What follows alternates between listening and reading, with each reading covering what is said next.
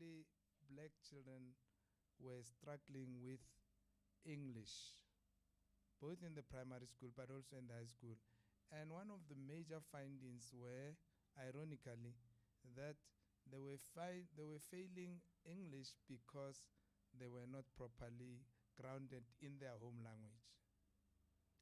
And therefore, from then on, we started developing programs, literacy programs in home languages, in all the African languages that you know in South Africa, but also developed English programs for second language speakers.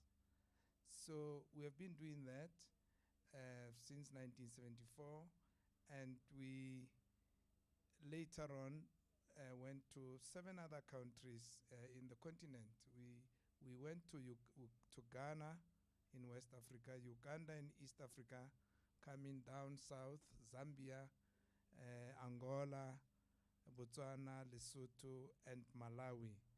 So how we're doing this is we're doing it in 2 ways. We train teachers from the what we call the practitioners. You know, in the early childhood development, ECD centers, they are not called teachers. They are called ECD practitioners. We train those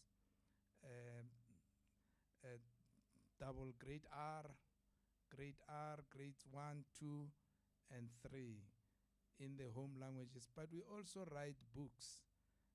You can go to our website, and then you can see our website is molteno.co.za. So those are the. Now we are using a lot of ICT in the main for teachers. And how we're using that, we're using them to first to store more content, but also to use it for technical issues like assessment and simply just teaching and training, especially during the COVID period. Yes, we have just won UNESCO Confucius Literacy Prize, but for us it was for the second time as well. The first time it was in 2014, all with ICT, but also with just grade R through ICT. I thank you. Thanks, Lucinia. And my colleague on the right, Ole Thomason, who's from Denmark. And he's representing the Lego Foundation and flew in just for this panel discussion. So I am eternally grateful. So, Ole. Thank you. Good evening, good afternoon, everybody. It's a pleasure to be here.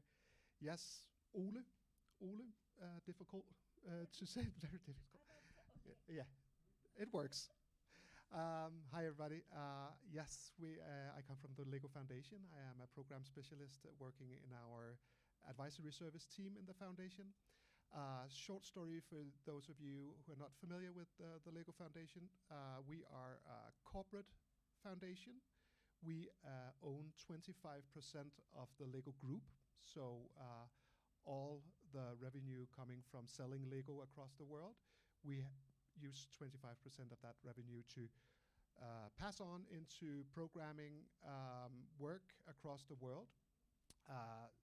Some of the work is being done here in South Africa. We have been present here for 20 years. Working with practitioners, governments, NGOs across the sector to promote learning through play in all its shapes and forms. We are convening around 2 major outcomes for children, one being inclusion, so all children included. That meaning we put a lot of effort in creating equal opportunities for all. And that means that we want to make sure that girls has the same opportunities as boys, or children with special needs has the same opportunities to learn and thrive. We also work in refugee settings. And the other child outcome we are focusing on is around transforming learning systems. So here we really want to start a conversation about reimagine what we say when we say learning, And we definitely also want to push the idea of what we say when we say play.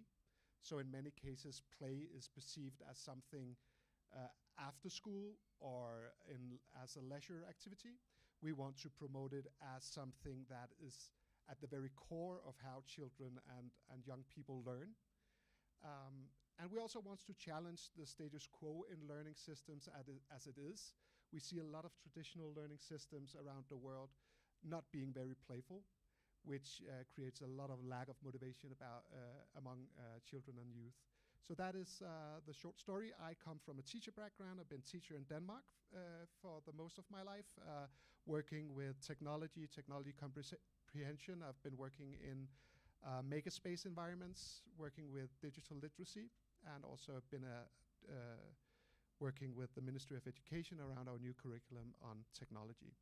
So that is my short intro. Thank you. We're still waiting for Prof. Gravett to join us, so I'll seize the opportunity. I'm Amashini Naidu from SchoolNet South Africa. So I'm the head of an NGO which has been in existence for 25 years. And our work is centered around digital literacy. So whilst we're speaking about the literacy component, we're talking about literacy in terms of being able to use digital technologies in engaging, creative way, playful ways within the classroom setting. And how do we do this as teachers within the sector while still competing against curriculum, attaining the curriculum, making sure that we are compliant in terms of what the district is asking us, what national is asking us, but finding ways in which we can guide and support teachers in their professional development in terms of ICT, which is guiding and supporting them from basic literacy, from how to start a computer, to actually creating engaging experiences within the classroom, and trying to see how can we learn from this COVID occurrence, and rather than going back to the pre-COVID normal, and to cast a new normal for education in South Africa, and to take the learnings that we've had and now make this the new trajectory of where learning is. And this is why we're having this dialogue, to try and see how we can get like-minded individuals, colleagues, stakeholders such as yourselves, who are able to speak their minds around, so what does it mean for us? Oh, yes, you want to have play, but what does it mean really? And so when we start talking, I'm still waiting for Prof. Gravett, but I'll rattle on in the meantime.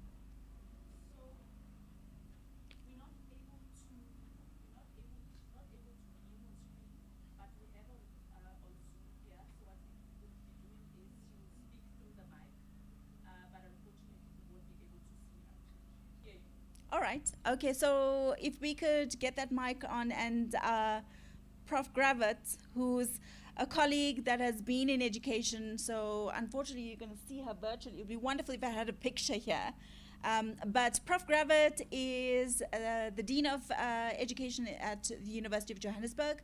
She's been a professor in education for, I think, people would think that she was born a professor in education. Such is her passion for teacher development and community development, particularly around education at the university. Prof. Gravett? Yeah. Good afternoon. Can you hear me? Perfect. Okay, great. Just to say, I've been around for a while now, but you couldn't connect me, so it was not me not being on time for this meeting. Thank you for the introduction. And also, just to say, I'm not Dean anymore. I was Dean of the Faculty of Education at UJ for 15 years, but now I'm an academic again, and that gives me great opportunities to pursue what I am particularly passionate about, and that's teacher education and development. So my contribution this afternoon will be from a teacher education and development perspective. And I will briefly tell you about two projects that I'm involved in, and I have very dynamic colleagues that I work with. What a privilege to work with them. And these relate to teacher education and play. The first one is of my colleague Lerato Ndabizita. She's finishing her PhD. I'm a supervisor on preparing pre-service teachers to use a pedagogy of play, but focusing specifically on grade R, even though much of the research that she is conducting is of relevance beyond grade R. So I'll say something about that briefly. And then I would like to share a bit with you about the work that I'm doing with colleagues Linford Bolawodi, Taryn Bennett, and Kenneth Beloy, and that's about coding and robotics. And here we have a strong focus on Scratch, and working with pre-service and in-service teachers. So with your permission, can I say a bit more about each of these? Yes, please go ahead. Thank you. So the research that Lerato has been conducting shows that, firstly, young people entering teacher education really don't see any relationship between play and learn. They say, you know, you were told by your parents to go and play, and that has nothing to do with learning. So in other words, in a pre-service teacher education program, that is something that one needs to address immediately and interrogate this. What is the relationship then between play and learning? But it's also our experience with another project that Lerato is also involved, where we wanted with in-service teachers to foreground play specifically as part of a bigger project. But we found resistance and pushback, again, from teachers who can't see how play and learning relates. And there's a polarization of play and learning and play and teaching. So clearly there is some work to be done. They are not disputing that play contributes to the development of young children and that play is important, but they still see play. We have time in class to play, and then we have time to learn and to teach and learn, but we can't bring the two together. Something else that she's found that is quite important is, even though the literature says a lot about what guided play involves, much has been written about the qualities or the characteristics of guided play. But there's not a lot of guidance in the literature on how exactly to implement guided play. And we are busy writing about this, so we are hoping that we will be able to contribute in this way to help teachers to understand. So yes, we understand that guided play is about respecting the autonomy within the teaching and learning situation, or the agency rather of the child, while the teacher is also directing the learning. But how do you bring the two together? And that is going to be an important contribution of Lerato's work. Then the Scratch project, we are working with pre-service and in-service teachers. But let me say briefly something about the pre-service teachers, where we have a coding club for pre-service teachers. So it's voluntary, and as I said, we also now work with in-service teachers with a short learning program. Now, the Scratch Coding Club is, as the name suggests, using Scratch. And those of us who know Scratch understand that Scratch is inherent, or play is inherent to Scratch. It's one of the 5 Ps that Resnick writes about. However, what I find fascinating of this work is the emphasis that came out from our research on the power of playfulness in teaching. So for us, playfulness is about invoking a positive mindset or a mood state, using whimsy, creativity, humor, surprise, imagination. And what our research tells us, that the students tell us that they learned a lot about how to code, etc. But what they found particularly valuable in the Scratch Coding Club is the sense of community. And when we look at the data, we understand that this sense of community that they love so much and that they say is conducive to learning all relates to the notion of playfulness, how we brought playfulness into the whole process. And for us, that is very important because it also links to the science of learning that emphasizes the importance of emotion in learning, positive emotion in learning, and playfulness is a wonderful way to bring this positive emotion in learning. Thank you. Thanks, Prof.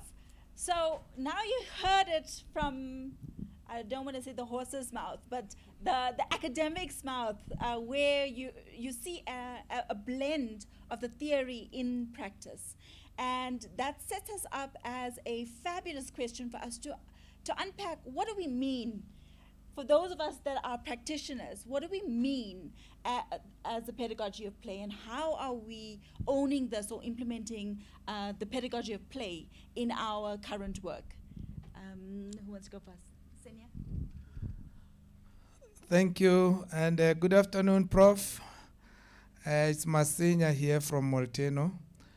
I want to talk to the audience about the project that we are with the support from Roger Federer Foundation. And this project is called School Readiness Initiative.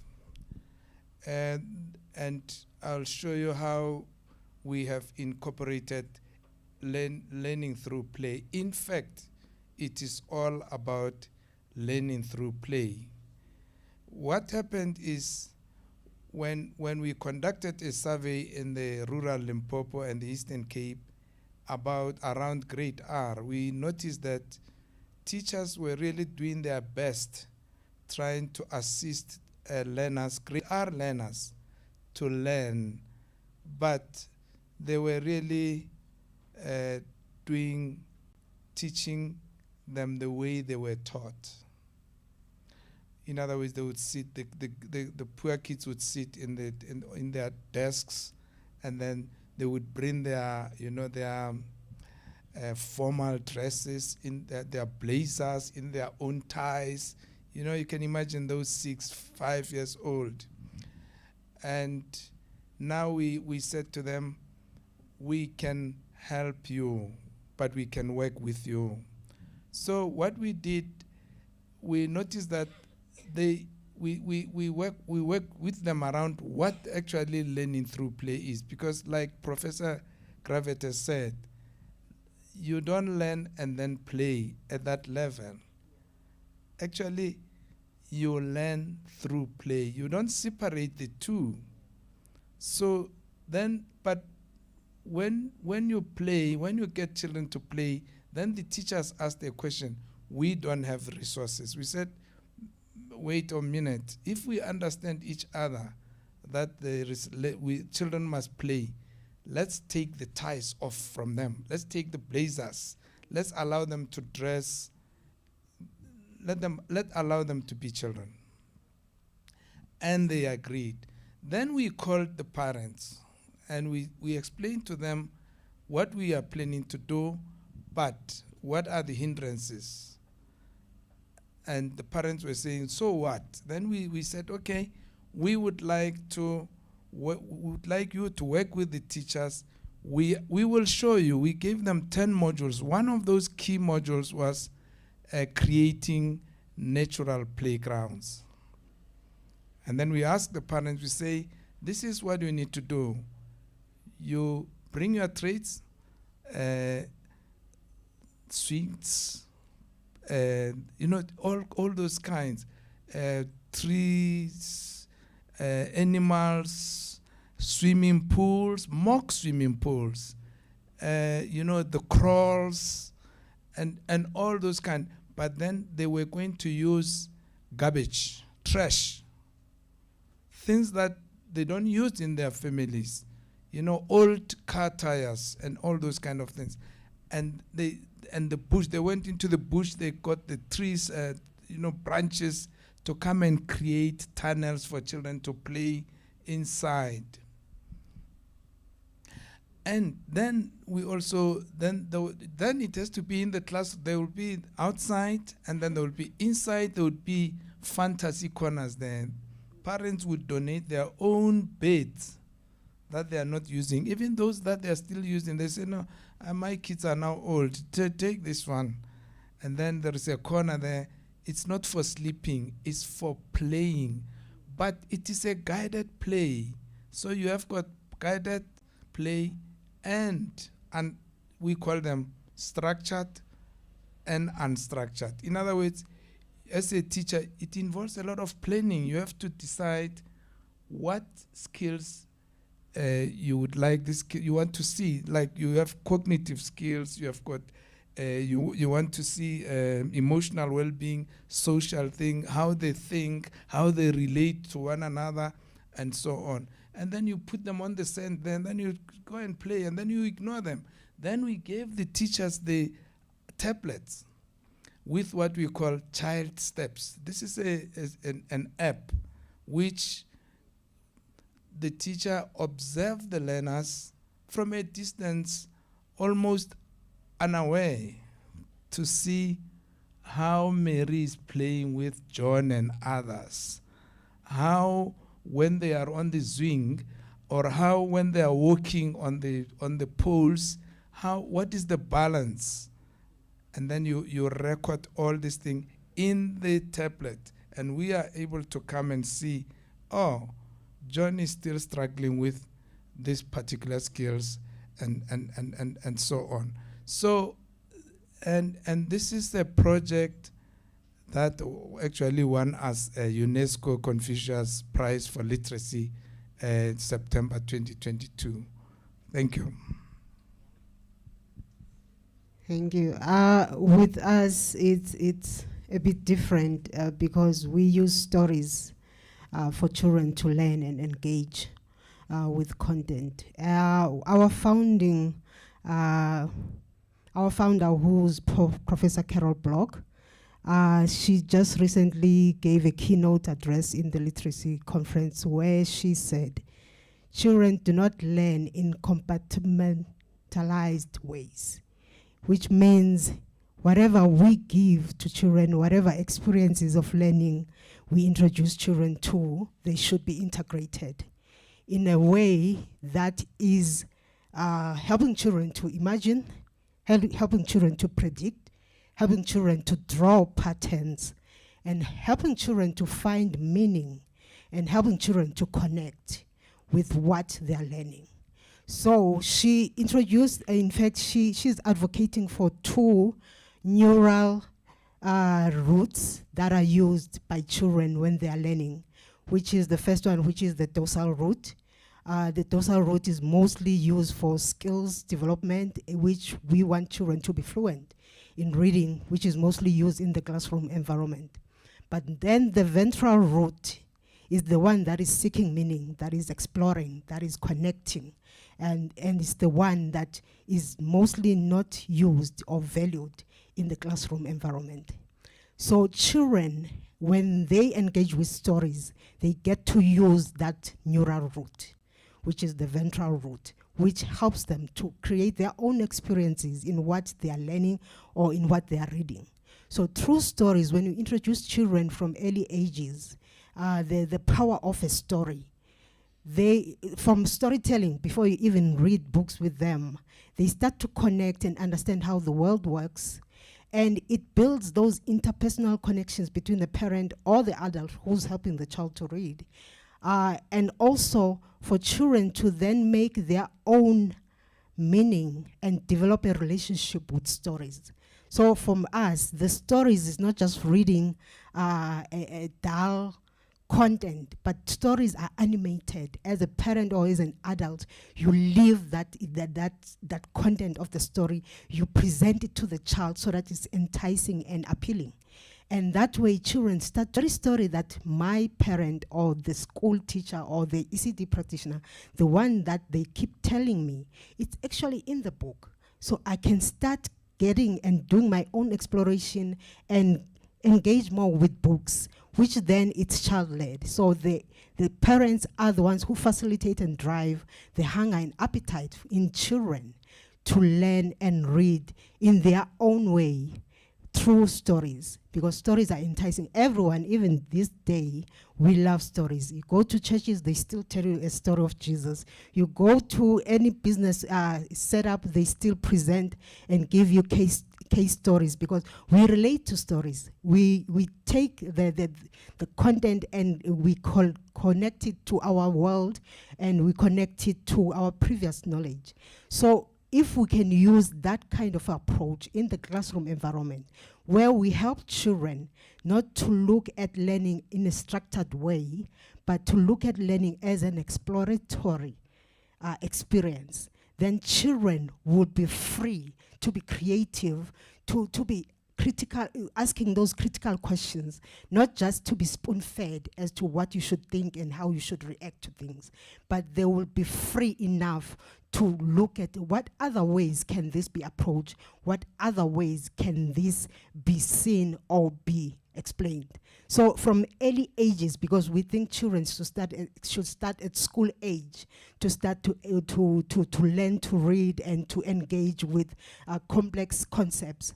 But from the stories themselves, children learn to solve problems from early ages as 3, because from the story, it's clear that there is a problem. It's either it could be a societal problem or it could be a family problem.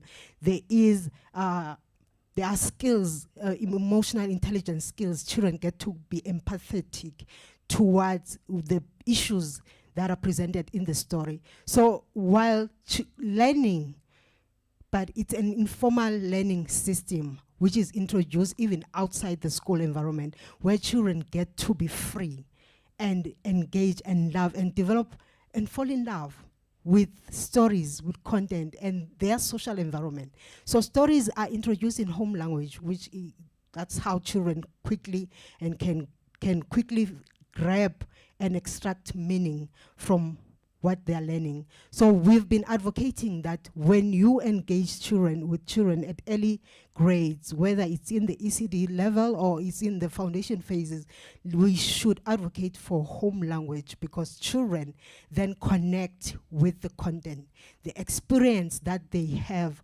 from those foundation levels. It takes them further to when they are older. Then that way, there is no adult who's driving them and pushing them to engage with books and to engage with stories. So in stories, there is play, because with our reading clubs in Nalibali, we sing, we perform the content of the stories. Even in the classroom, they call it the Nalibali time, where children would spring up and do a story chain. Story chain, I say one line of the story, the next person connects the story, and the next person connects the story. So it brings that joy and the fun in learning, instead of learning being structured and rigid and formal.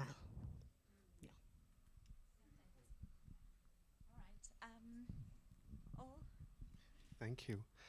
So I think I come in with a slightly different perspective, not being an implementer. So I will talk a bit about some of the other projects that we have worked with and partners. First of all, I just want to acknowledge Professor Gravitz mentioning the coding club, which I have had the privilege of looking into and get introduced to, and I think that is just amazing to see how that program builds connection and builds belonging across teachers. I remember I got introduced to this, and in the call, they started to call each other buddies, right? So I think that is the outset of that whole community feeling and sense of belonging. Linford, is that you? Yeah, I could see that. So fantastic. So just want to acknowledge that work is really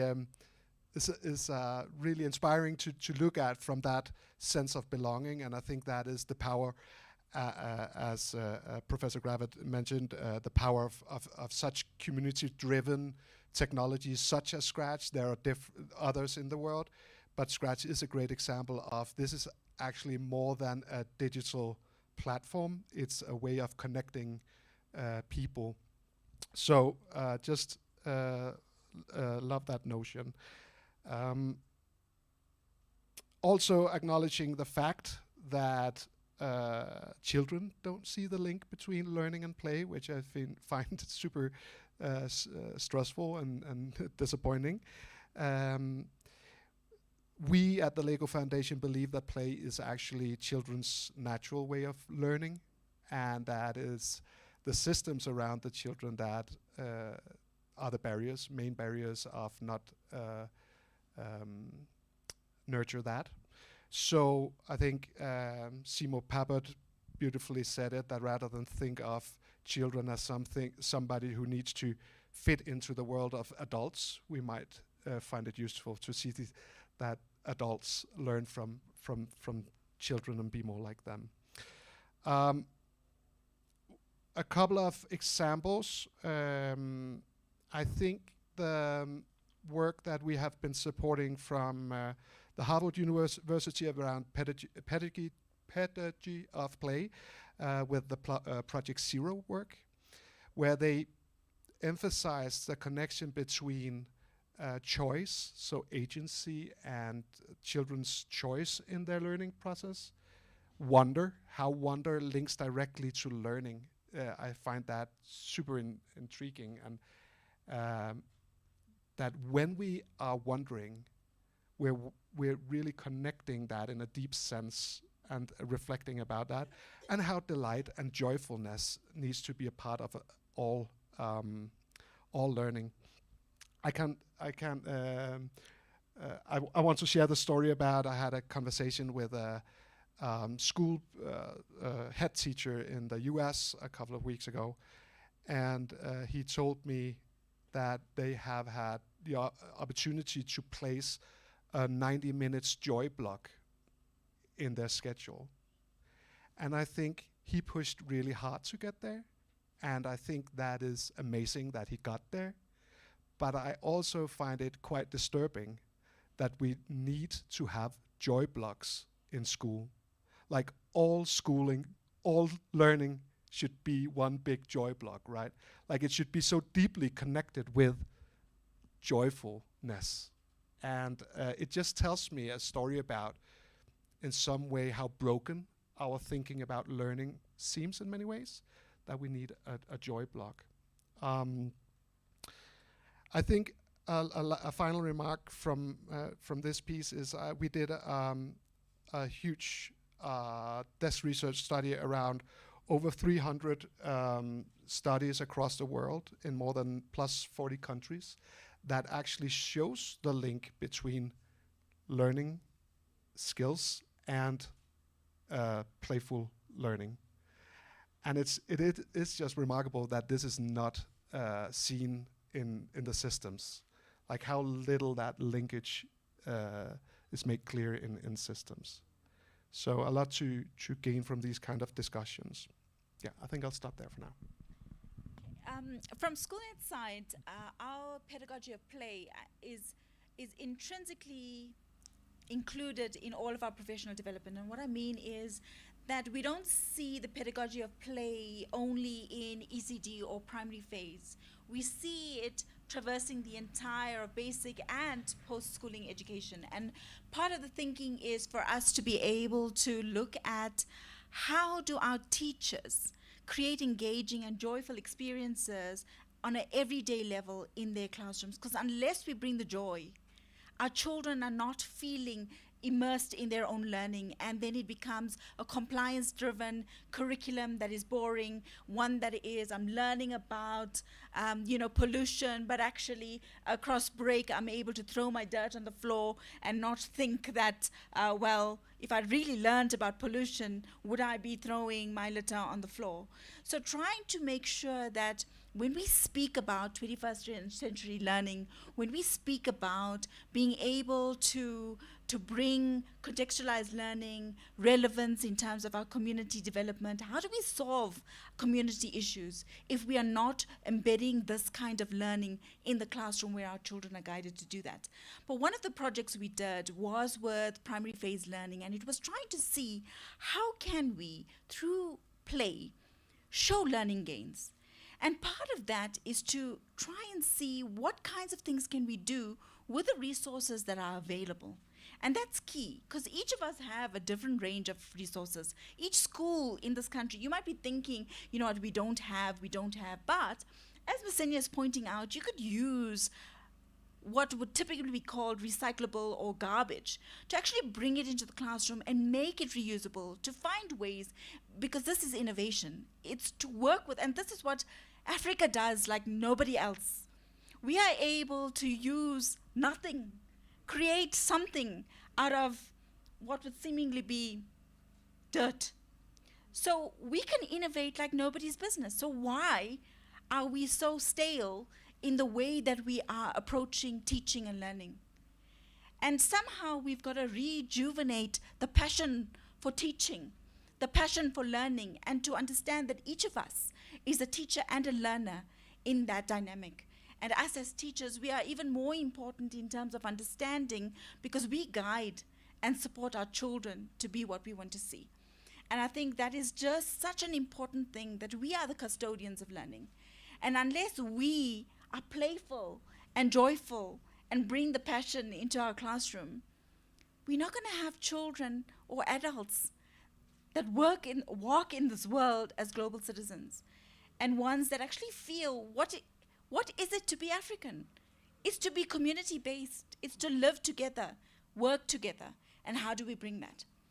So I would like to pause just yet and ask, I know I'm ad-libbing, but what are your thoughts around the pedagogy of play? Do you see it as something that can be a lived experience? Or do you find that actually I'm so bogged down with curriculum, and I'm so bogged down with thinking about ticking the boxes for the CAPs and ticking the boxes for the exams and worrying about whether or not I'm passing the child? How does pedagogy of play become relevant for us as bodies of teaching? And what are we thinking? So if you have a question, you can use my mic. Yeah, I'm running for it. So are there questions? Thank you. Just put your hand up or indicate to Marcelo that you have a question. Questions, comments? It's just a comment. It's Linford from UJ. I think, pedagogy of play is very crucial in enhancing our cultural aspects as Africans, as you say. Like right now, as you say, that we are more community-based.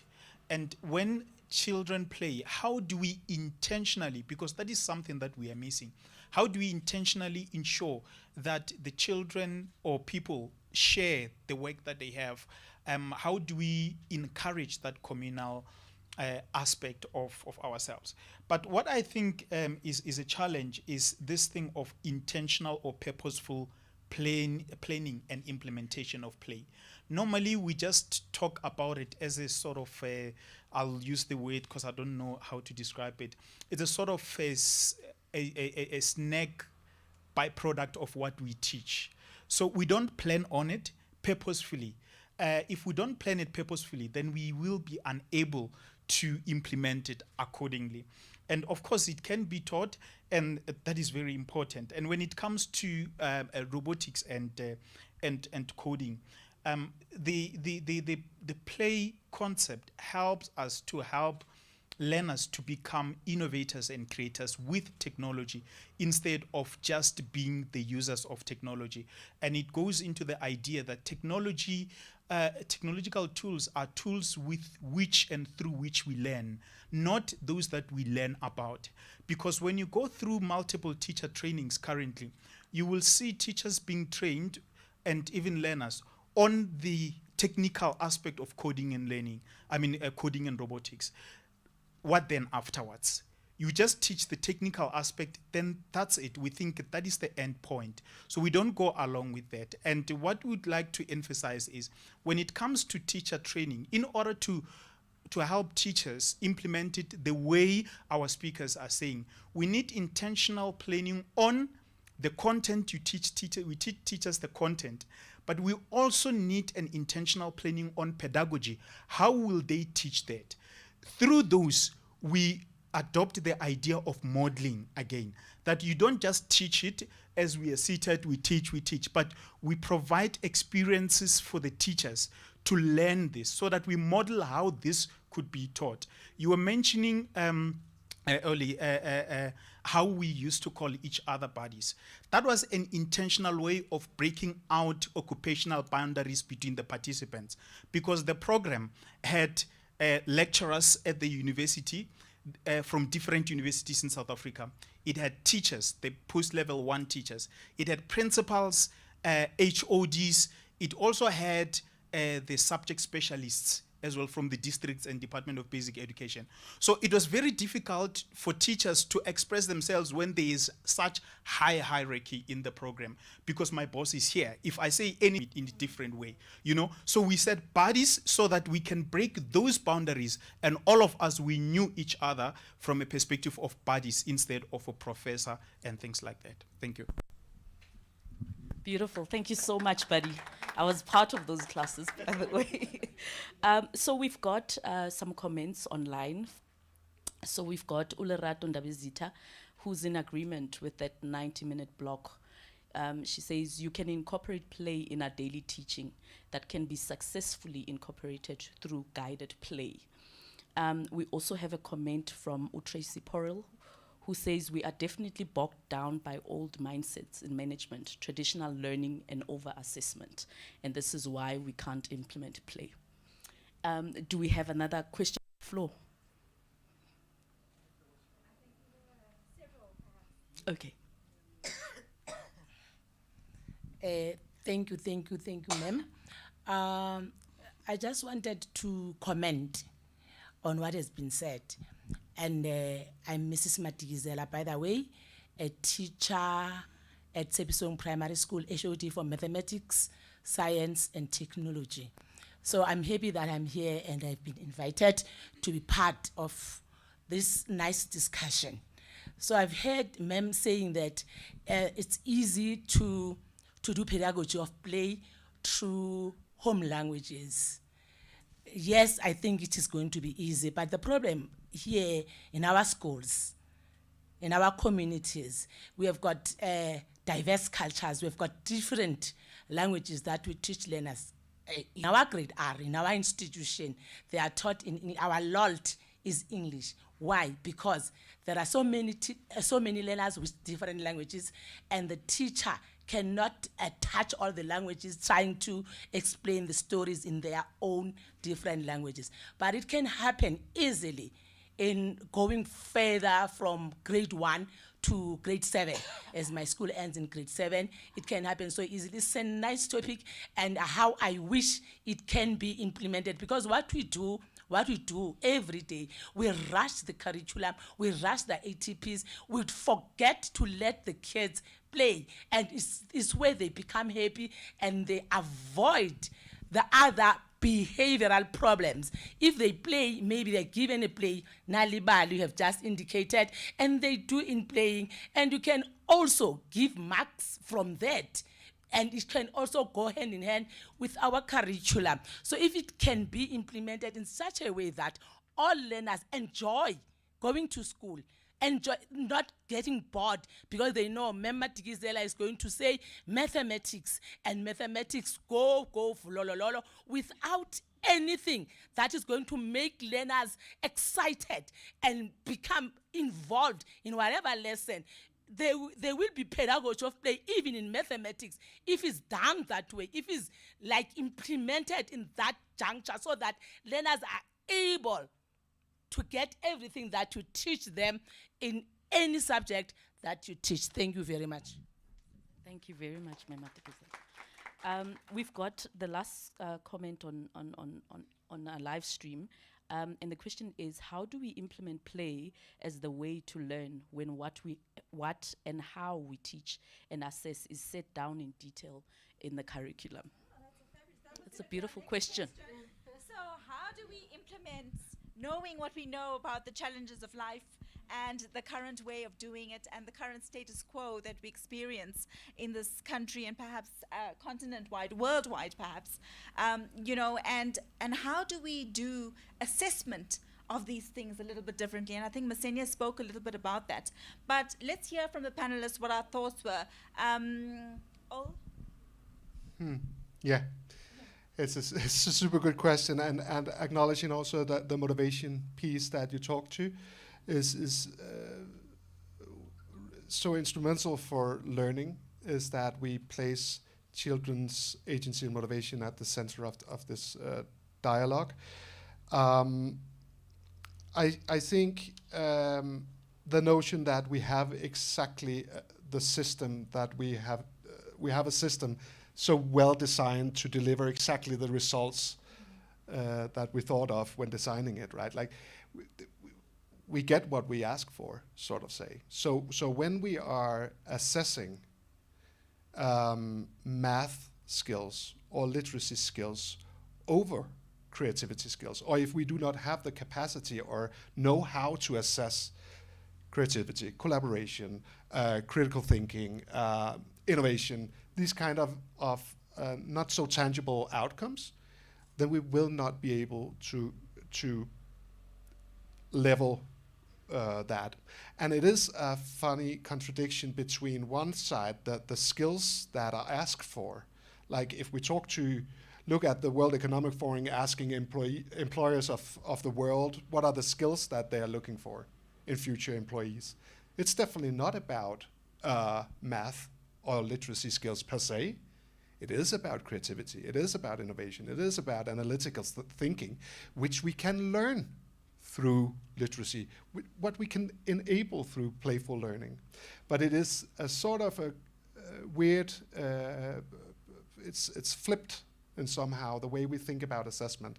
And I think we are definitely intentional about want to go there. I know the OECD is challenging the creativity assessment of creativity right now, and a lot of other exciting initiatives in this space is developed. So hopefully we'll get there, but I simply don't think that we'll get there until we have the tools and the know-how to actually do that.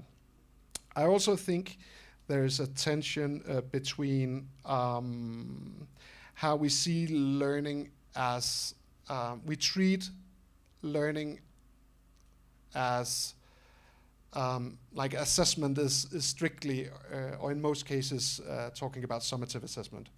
And as long as we see this end of the year final exams at the end goal of a learning process, I can think we have missed the opportunity to actually have an iterative, reflective learning practice, both for learners and I also say for all learners in the classroom, because this also goes for the teacher. If the teacher starts to see themselves as researchers in their own practices, then we invest in our own practices, be curious, and then if the final exams is fine, it's fine, it's good. But it cannot be the only thing that we measure children on. That is simply a too simple solution to a way too complex problem. Prof, I hope you're still there. If Yes, you could, I've been burning to come in. You should have just interrupted. So, Prof, let's hear your thoughts. Thank you so much. Can you hear me? Perfectly. Okay. Firstly, let me just take one step back and say something about we not serving play very well, or play in relation to teaching and learning, if we always say that play is not structured at all, that play is free. And by that, I'm not saying that free play does not have a very important role in children's lives and that there's place for free play always.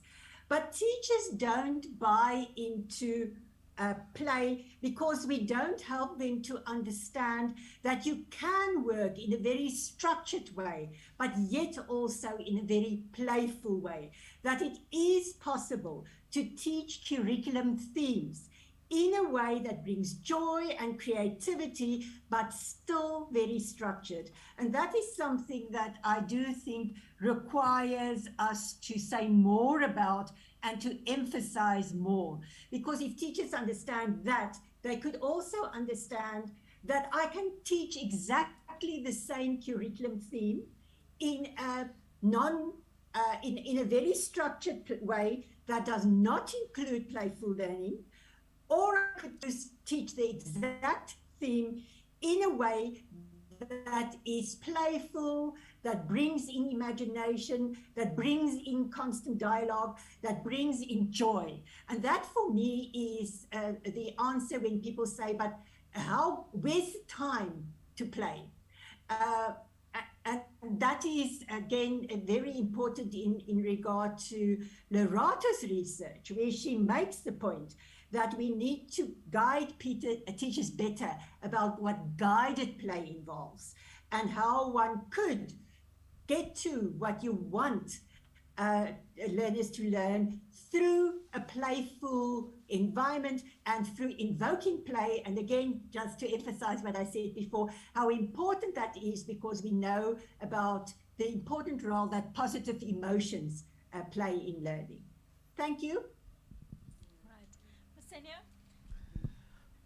Thank you very much. And I also want to recognize the inputs made by the two colleagues from the audience. You really made very powerful contributions. There is the issue of intentionality, and there is the issue of the educational dimensions that you would like the children to. You have to start by saying, for instance, we are working with school readiness. How do you define school readiness, and how does the curriculum also define it? And you will find the issue of emotional skills, issues of social, physical, and so on. Then you have to sit down and say, these are the skills that I want to see out of my children, and therefore the lesson is going to be the kind of equipment that is going to be there must cater for all those kind of things. If you wanted to, and as they do that, they laugh about it, but you know that you are also training them their motor skills, and you look at how this other child cannot trace with his or her scissor, and then you intervene. But they're playing. When they go outside, they're going to swing, they're going to the swimming pool, they're going to do all these things, they're going to the sand to play with the sand.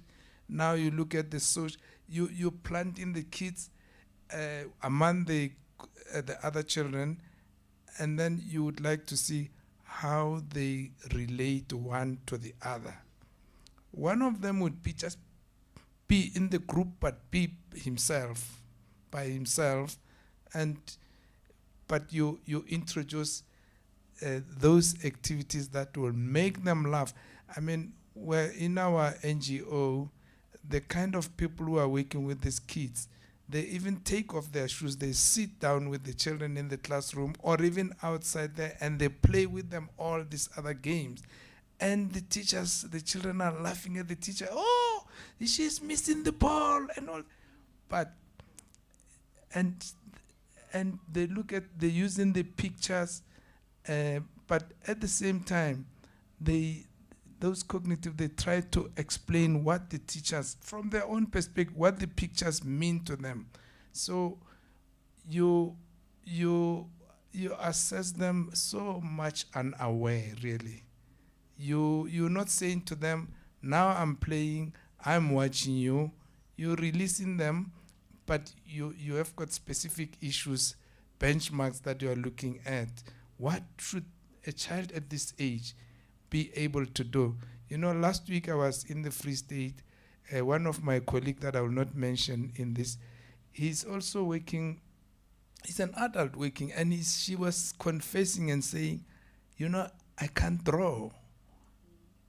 She cannot write on the chalkboard properly, but she was a teacher. So what she was saying is that I never got exposure to motor skills, and all those kind of things. So I guess the whole theme of how we're doing all this thing is, yes, you can still say, Mary, come on, get onto these bricks, come on them, but you can still say, you can still look the other way and do as if you are looking the other way, whereas you're actually watching. Just maybe on a lighter note, when I had my younger boy at a preschool so many years ago, we would love him, play him, but at some point the mom and I, we thought maybe he is doing this thing because we are watching him, and we tell the teacher, don't tell him that we are here. So we'll peep through the window. And then we were able to say, oh, okay, now he's also coping with this physical, this mental, this, all this and that. Thank you. Amazing. I'm reminded of a project that I was leading with student teachers. There were hundreds of them enrolled with UNISA, and we had to place them in high-performing schools so that they can learn better teaching methods, practice from teachers from primary school foundation phase. And the feedback that we'll get from them was quite amazing, because at some point they'll say, this teacher is passionate about teaching, because she will go out and look for resources that are not normal out there. Then she will bring it to class so that children can be physical and be active in the lesson, instead of using a structured lesson and following the curriculum, because the curriculum is there as a guide. And people want to leave it to the T. It's a guide for you to adopt it in your environment so that it can work for you in that space. You know your children better, you know their levels, you know their reading or their learning styles, because there are children who are visual, there are children who are audio and all those, but you as a teacher, you then drive the experiences in your classroom so that children can have those physical and lived experiences of the content that you're trying to teach them. So the feedback that the students were learning is that I will do this in my class as well. I'll go and look for any kind of object that is unfamiliar to the children so that they can have that physical connection with what I'm teaching instead of just words.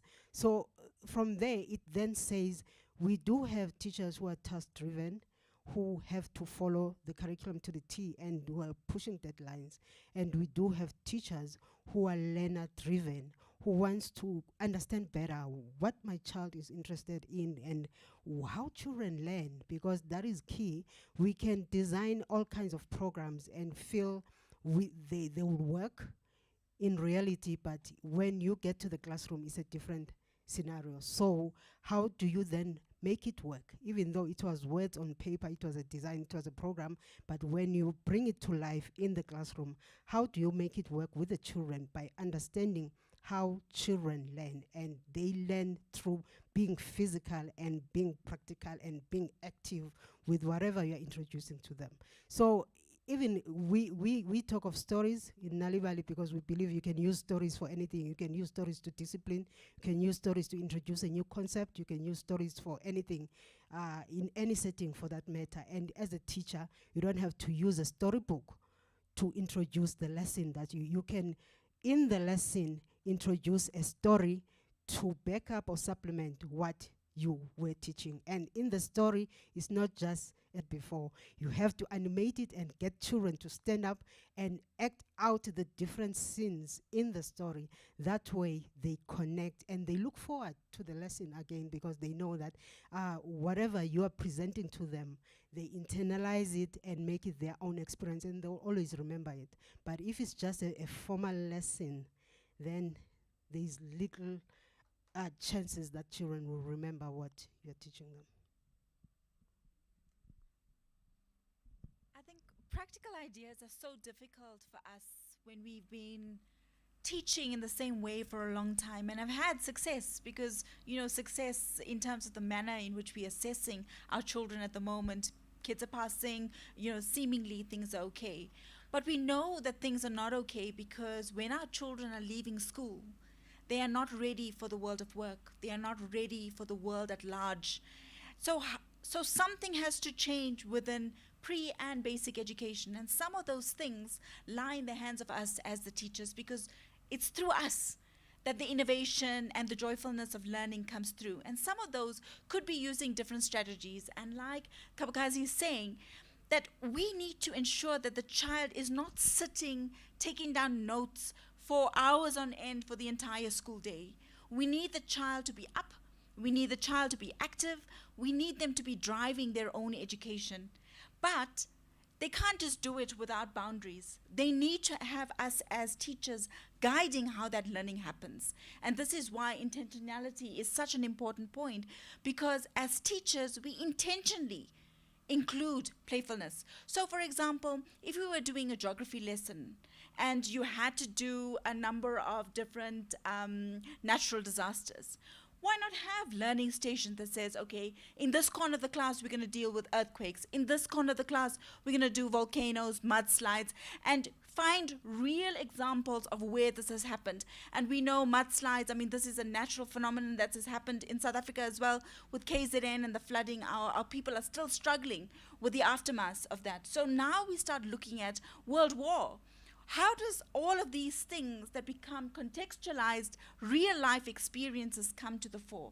What do our children even feel about it? Do they know that there's a war going on?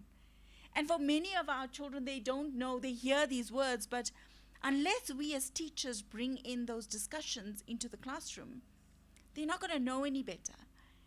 And this is why we as educators are so key in driving the engagement. And I keep saying passion because for me, I see the world of passion even with my own staff. And we constantly have discussions about, so if we are not passionate about the work that we're doing, never mind the work, you know, the fact that we're in a business. If we're not passionate about coming and being joyful about, intentionally being joyful about whatever it is we're doing, why do we exist?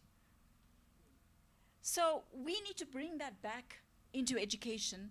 And that stems from what we believe the child needs to be. And I think somehow we chase our tails around because we keep having new projects and we keep thinking, okay, we need to borrow from first world countries, or we need to borrow from somebody else that has done something well and say, oh yes, let's take it and fit it into the box called Africa, and trying to see how do we then make this a lived experience. Whereas we should be thinking about what is great about this continent and this country, and the fact that we are a community-based people. We need to bring that back into how do we build in community where we have the discussions, we have the richness of us as human beings coming through in the classroom. So it becomes very difficult when we as teachers don't have strategies for how to change things up. And perhaps we want to talk a little bit about what are some of the tangible practices that teachers can change in terms of their current way of doing things. Insights? Like I feel like I would like to step a bit back and say, how can we, before we talk about the pedagogical core, how can we start talking about the purpose of learning? Not if you are the DBE or if you are local politicians here and there, or but in your community, how can we start those big conversations about education that enable us to build a shared purpose of why we should have a school? What is learning? What is the kind of child perspectives that we bring to life in our schools? Like, I think that is the outset, and in many cases I think we take this for granted, and I think we need to have those conversations on all levels. And I'm so pleased to see that we have youth represented here today. This is amazing to see young people actually engaging in these kind of dialogues, because that is needed. We as adults cannot make this up on our own. We need them to raise their voices and build systems that are aligned with their values. And their values are not necessarily the same as ours. So recognizing that we need to convene around a shared purpose, we can then start to think about what kind of pedagogical practices do we need to set that purpose free and alive. And a final remark is, how can we see school leaders, local politicians, parents, caregivers as enabler that can break down barriers. Like, why on earth are we talking about 90 minutes joy blocks? Or why are we thinking about school days in blocks of 45 minutes? Like, no learning happens in 45 minutes. Like, I play the piano, I have never learned anything in 45 minutes. Like, I've just picked up my coffee in 45 minutes, right? So we need to reconfigure how we think about learning. And there are a lot of good practices that then can be brought to life. If that's the case.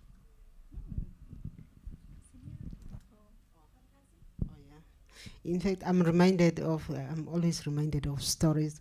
I met Brain Boosters at once. They had this award-winning grade R program in how to introduce children to maths in a fun way.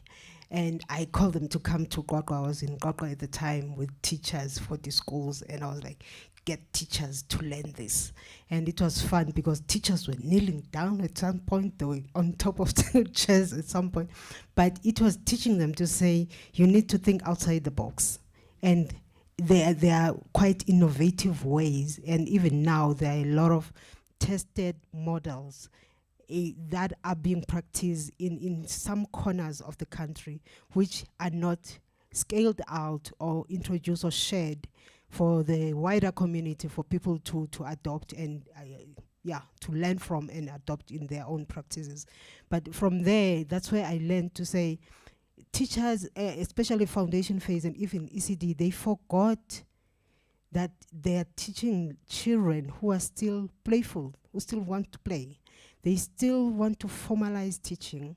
And they were so rigid at the beginning of those sessions where they were like, you need to get up, please kneel down, go up, run, do all of that. For them, it felt foreign. But that's the world they work in. So they need to then transform themselves to what the environment in which they work in, what children need in that environment.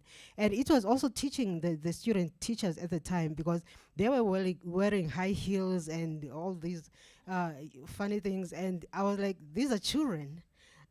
They are not interested in your high heels. They want you to jump when it's time to jump. They want you to run. They want you to hug them and all that. So that's why it was a concern with DBE at some point as to why children then are struggling in grade 4 when they get to intermediate phase, the transition from the foundation to, it's because the motherly caring environment in the foundation phase does not exist in intermediate phase, which is the very thing that we are saying today.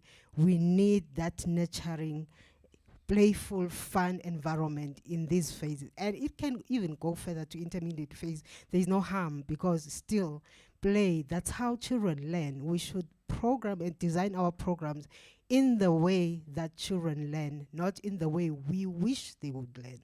And also, as we are developing our policies around education, we should think more as to what kind of children, or what is the end product of the children we are grooming now in the different levels. And that end product should not be related to the economic policies to say, I want my child to be a doctor or lawyer so that they can take me out of poverty. But it should say, I want my child to be the best version of themselves. And the best version of themselves, they start from early ages, from age 2, 3. You can see that my child can sing, is an artist, they can draw, they can do all of those things. But as parents, we chuck that out and we underplay it in children's mind to say that is not important, that won't bring money in the house, it won't bring food in the so that is ad hoc. And also the same thing happens in school. Teachers still treat play, fun, and enjoyment as ad hoc. It's an optional extra. It's almost like sports. I was surprised that in DBE, reading fell under the Department of Enrichment, which is sports and all these arts and everything.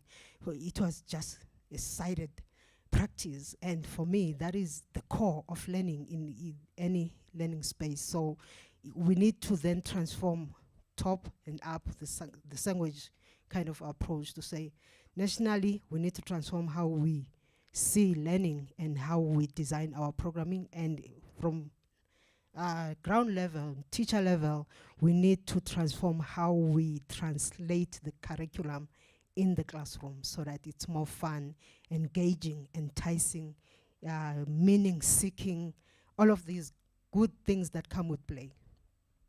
Prof, I don't know if you want to add. Is Prof still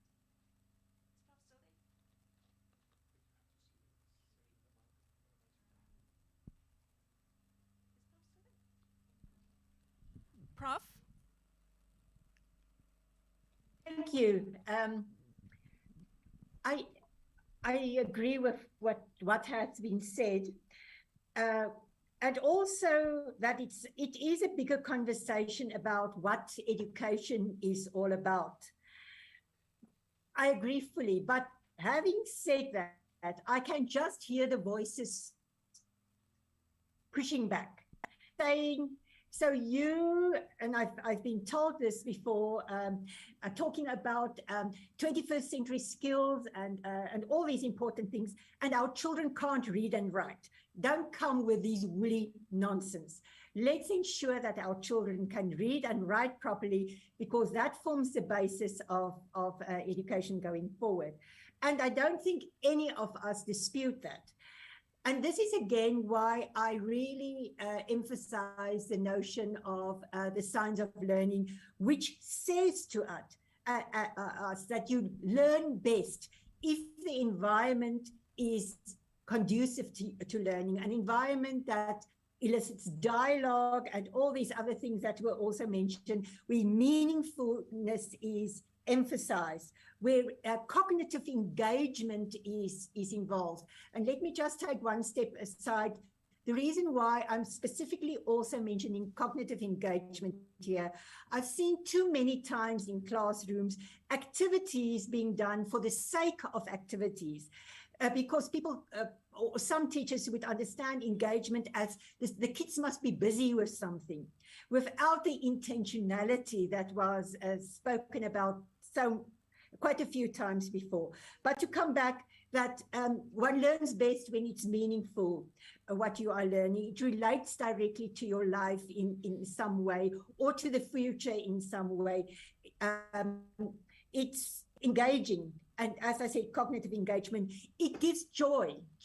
It is, and joy again is not only fun.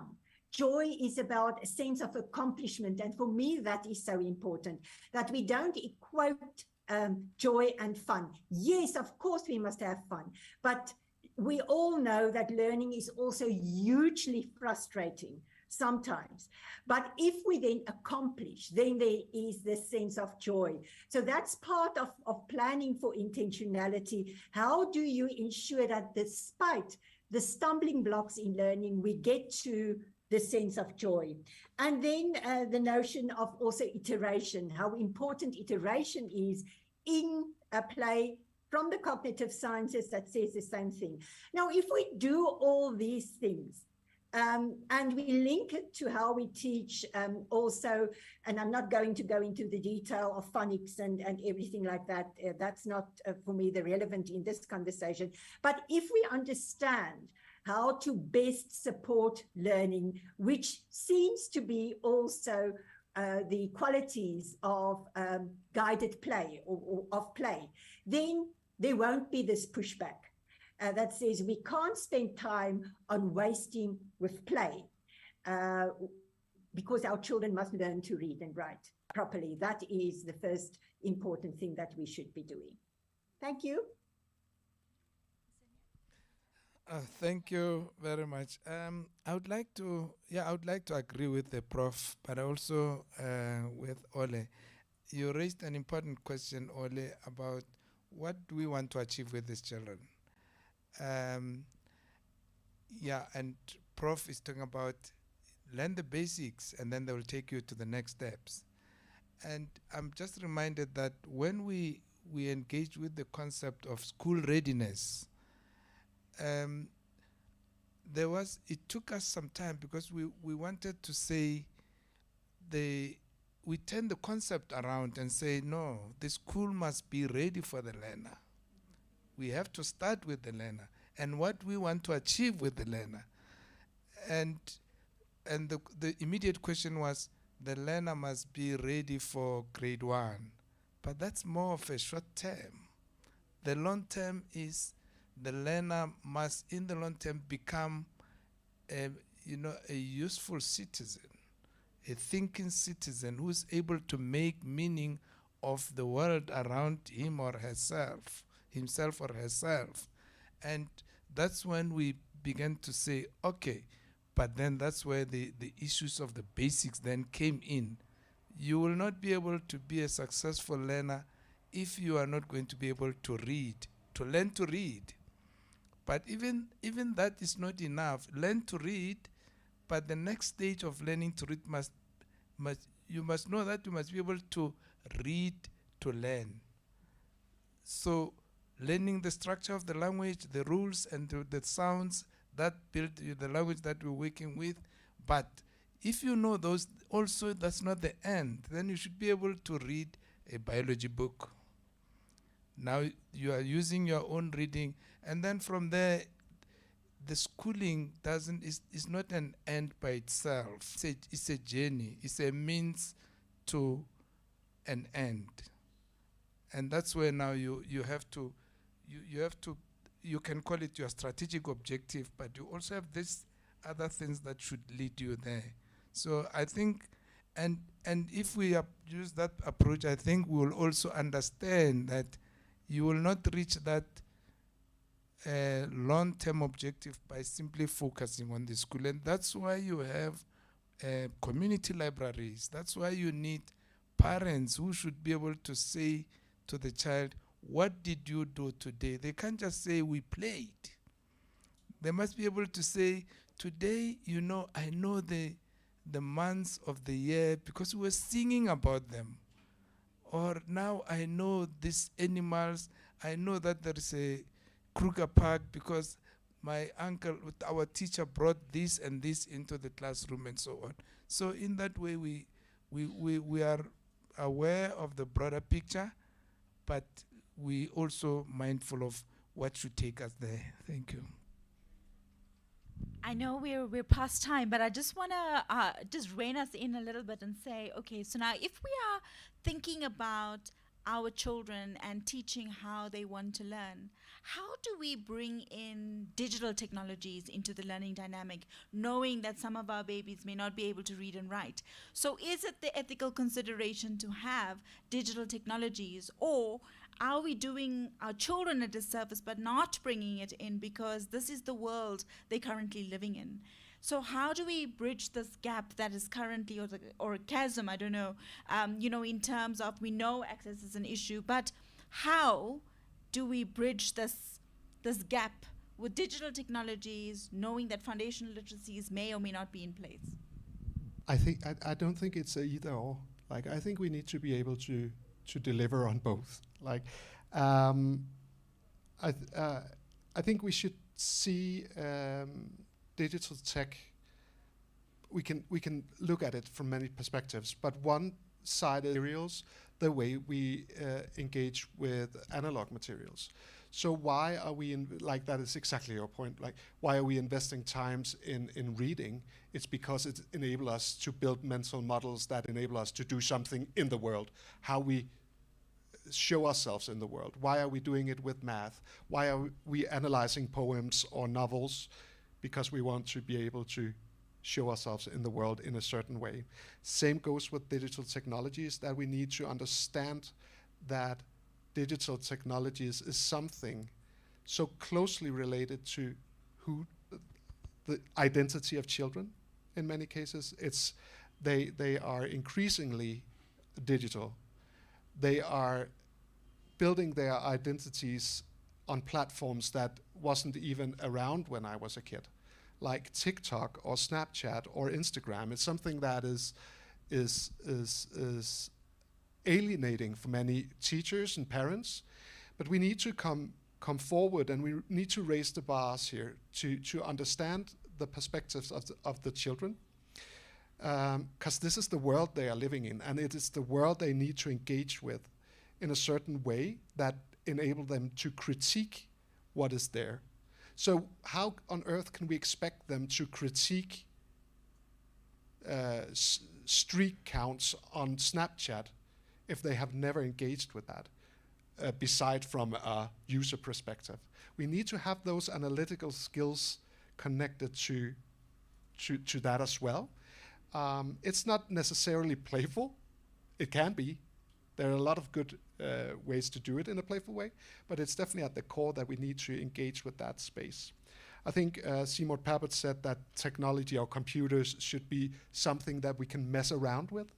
And that is just a beautiful perspective that say, if we see this the same way we see crayon or paper or sand in the sandbox, how can we as adults, both at homes and in schools, engage in that way of thinking about it? So enable them to reverse engineer technology, to demask, decolonialize, and we can enable children to build technologies by engaging in designing technologies.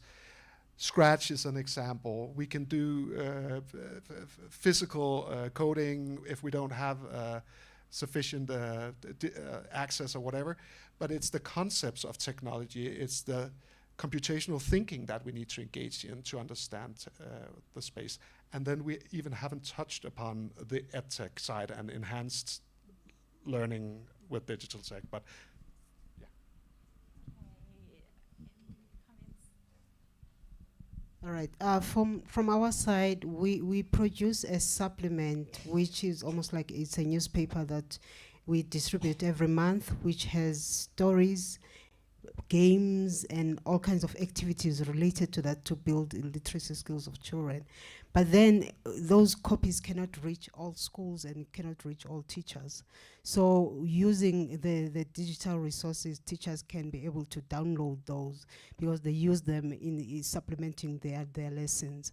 And what we've seen also in PE is that there is a grade 3 teacher who uses the supplement to, there's a board game that there are board games to build language skills and all that for children. So she uses that every day in every lesson to check what kind of games I can include taking from the supplement.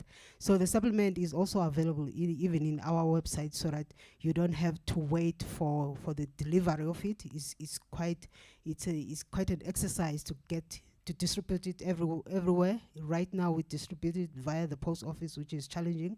But then through online, teachers are able to download stories. They are able to download the supplement itself. And what I love is that it's bilingual and it comes in all languages. So it related to the question that the teacher said earlier, that in the classroom there are different languages and they then use English as the language of instruction. But then it then makes it more interesting and enticing when children can pick up a story in their language and read it and engage the class in that language. And that way children get to be introduced to a different language every time. So we don't necessarily have to use English just because children are diverse in the classroom. We can still promote languages using those digital resources which are in original home languages. I am running away from the word translated because when you translate from the English version, it totally loses the meaning. So we give original home language stories in those resources. So it helps us to reach more and reach widely, and not just in schools, even with parents in school and out of school environment. Maybe very briefly, we do have two. I mean, there's always conflict in my organization about between technology and education, and the technology guys feel that the education guys are just so rigid. They want to translate everything into this technology, and the technology guy, I mean, the education guys feel no. Your technology must lead us to something, must give us educational outcomes. So, but the consensus is that we still work with the two, So we're using tablets. We load in the information. Let's say your lesson plans. That's the one thing. But also the video clips, also the competition, also the